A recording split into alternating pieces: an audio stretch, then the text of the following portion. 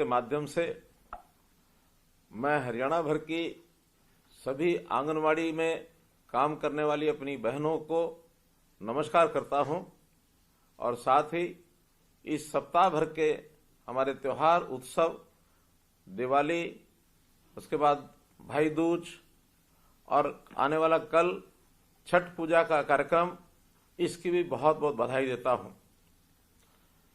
मेरी प्यारी बहनों, हमारा जो काम है आंगनवाड़ी, इस नाते से जो बच्चों की सेवा हम करते हैं, बच्चों की देखभाल करते हैं, अपने आप में एक बहुत महत्वपूर्ण काम है।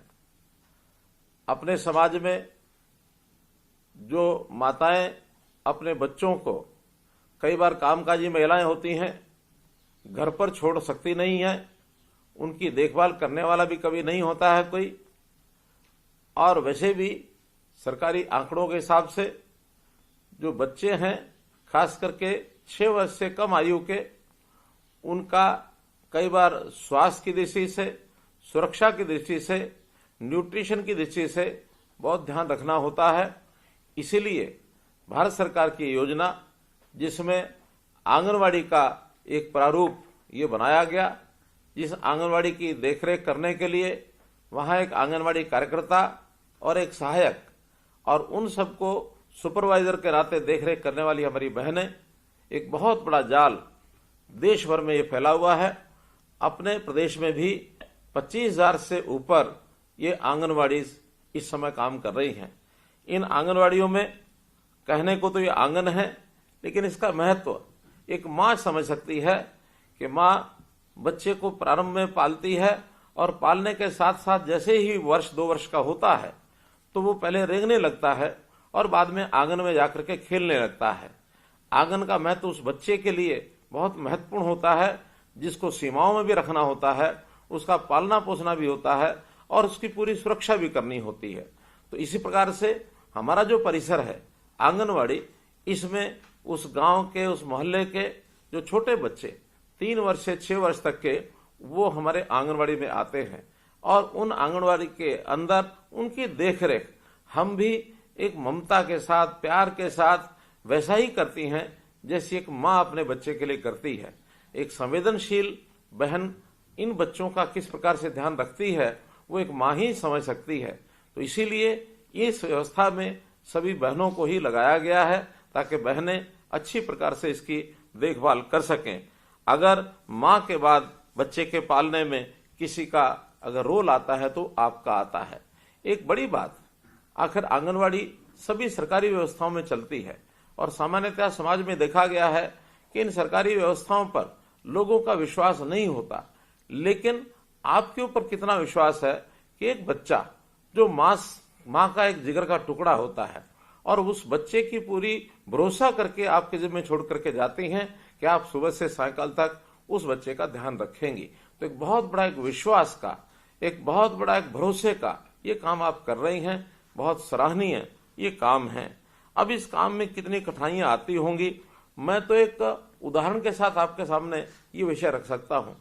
मैं भी जब अपना स्कूल और कॉलेज जाने का समय था, उस समय एक संस्था से जुड़ा हुआ था और उस संस्था के माध्यम से कुछ बच्चों के लिए काम किए जाते थे।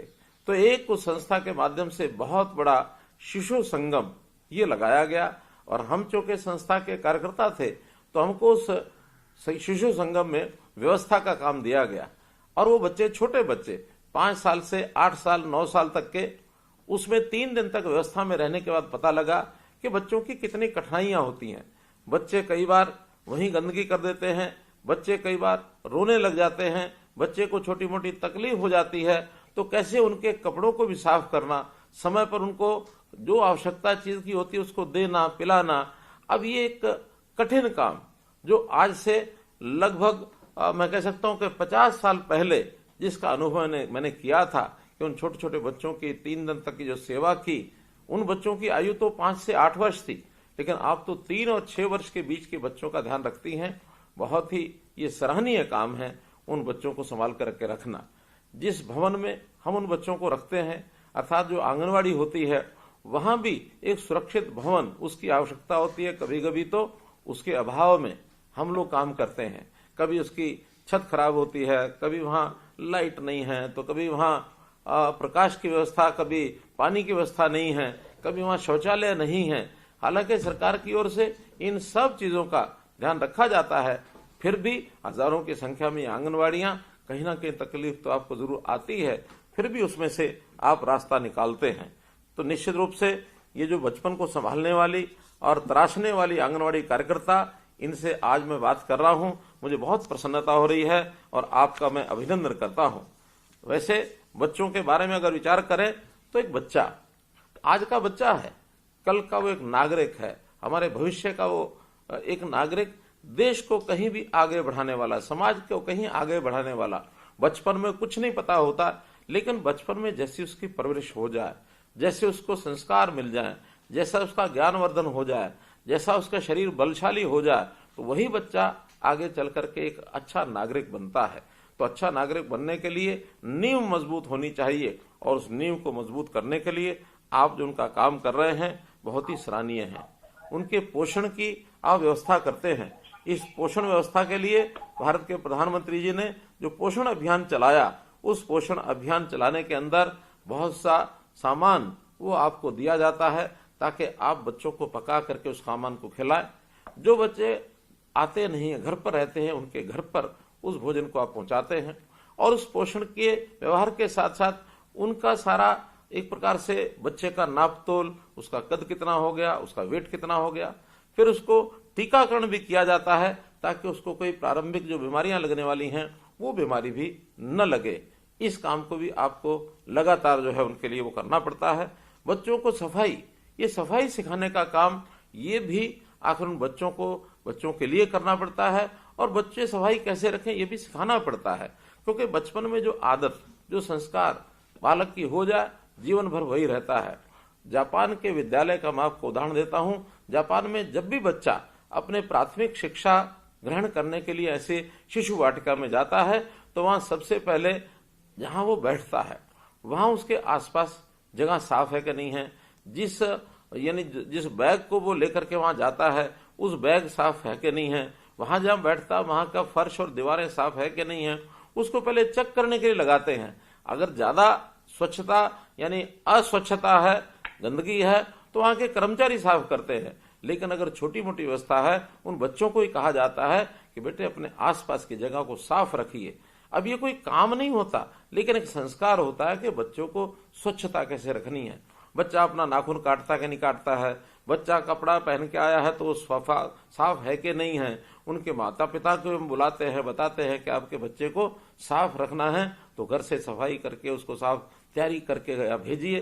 तो एक संस्कार के नाते से ये बहुत बड़ी चीजें आप बच्चों के लिए करते हैं, क्योंकि बड़ों को समझाना ये बड़ा आसान है, लेकिन बच्चों को समझाना ये कहीं कठिन है। आप इस कठिन काम को जो करते हैं, और इसके लिए आपने उनका जो कुल मिलाकर के संभाल करते हुए, जैसा मैंने बताया कि उनका डाटा भी आप तैयार करते हैं।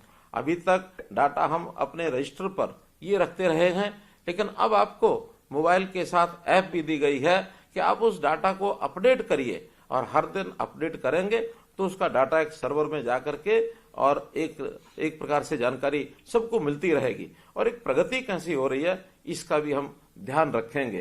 तो कुल मिलाकर आप बच्चों का ध्यान रखते हैं, उन बच्चों की प्री स्कूलिंग एक्टिविटी, खिलौने आदि से खिलाना, खिलौने बनाना, ड्राइंग करवाना, पजल गेम्स आदि ये सब सिखाना, ये उनके गुणों में वृद्धि करती है, और भविष्य एक अच्छी नींव के साथ आगे बढ़े।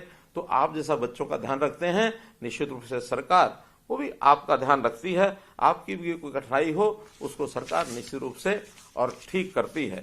बच्चे तो जैसा देखते हैं वैसा वो सीखते हैं।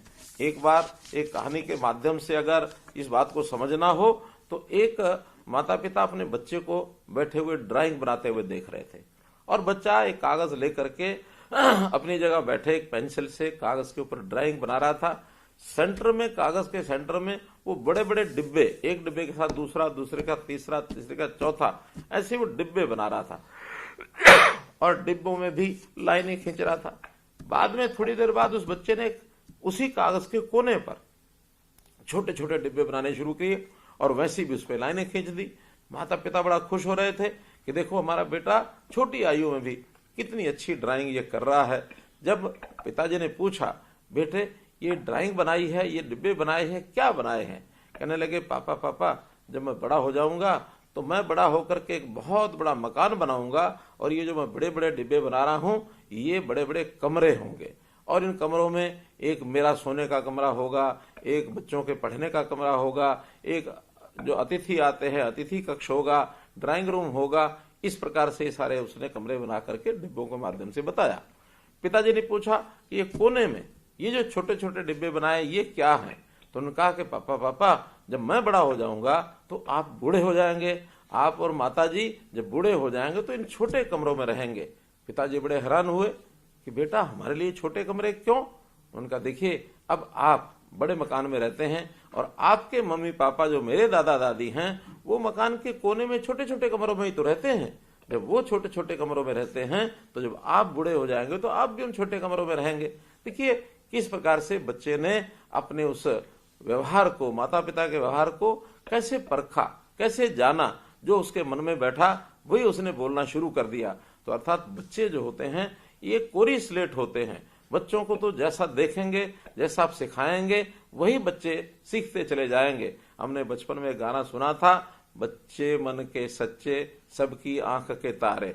बच्चों का कोई द्वेष नहीं होता, बच्चे हमेशा एक दूसरे के साथ खेलते रहते हैं, और बच्चे जो मन में ठान लेते हैं उसको पूरा करके छोड़ते हैं। जब तक पूरा ना हो तब तक वो जिद भी करते हैं। ये बच्चों की बहुत चाहे छोटी बातें हैं, लेकिन हम सब के लिए भी सीखने के लिए पर्याप्त हैं। तो बच्चों की दुनिया, बच्चों का इस संसार जितना खुशहाल होगा, जितना सुखी होगा, जितना इनका ध्यान रखा जाएगा, उतना अपने देश का जो भविष्य है वो उज्जवल होने वाला है। इन सब बातों का हमने ध्यान रखना है। जैसा मैंने बताया कि आप सब बच्चों का इतना ध्यान रखते हैं, ख्याल रखते हैं, तो आप सबका भी ध्यान रखना, ख्याल रखना, ये हमारा सरकार के लोगों का ये काम है। तो उस नाते से मुझे जो बताया गया कि आपकी जो सरकारी व्यवस्था है उसमें कुछ थोड़ा और अच्छी व्यवस्थाएं करने के लिए योजना कुछ होनी चाहिए, तो मैंने कहा कि आज चूंकि मैं सभी हमारी बहनों को, आंगनवाड़ी जो हमारी कार्यकर्ता हैं, जो हमारी सहायक हैं, उन सबके साथ बातचीत करना हूं, मैं स्वयं उनको बताऊंगा कि हमने जो उनके मानदेय हैं, जो मानदेय अभी तक आपको, यानी आंगनवाड़ी कार्यकर्ता जो 10 वर्ष से ऊपर की कार्यकर्ता है, क्योंकि इसके दो भाग ये हैं, 10 वर्ष से कम काम करने वाली कार्यकर्ता और 10 वर्ष से ऊपर अधिक सेवा देने वाली कार्यकर्ता। तो जो अभी तक 10 वर्ष से ऊपर जो सेवा देती है वो कार्यकर्ता अपनी है, उसका जो मानदेय है अभी 12,661 रुपया है। तो आज से उसको बढ़ाकर मैं 14,000 रुपया देने की घोषणा करता हूं। लगभग 1,339 रुपया इनका बढ़ जाएगा और ये 14,000 रुपया पाएंगी।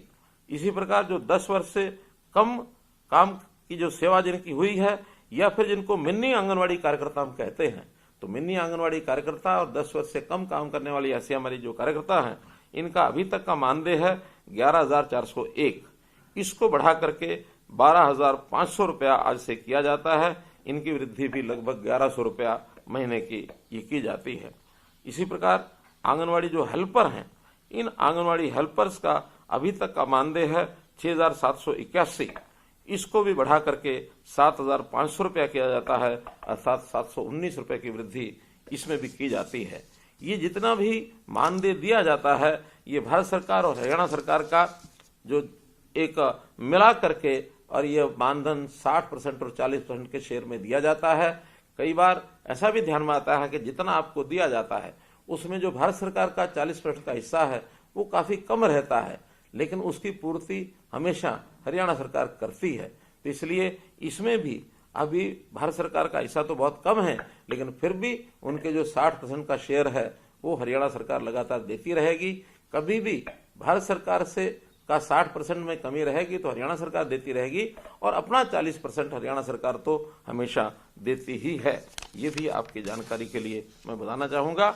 और ये मानधन सारे देश भर में मैं कह सकता हूं, चाहे वो आंगनवाड़ी कार्यकर्ता का हो, चाहे आंगनवाड़ी सहायक का हो, ये देश भर में सर्वाधिक है। इसलिए सर्वाधिक मानधन देने वाला हरियाणा देश का पहला राज्य है। ऐसे 32 राज्यों की इस मानदेय की जानकारी ये मैं आपको दे रहा हूं।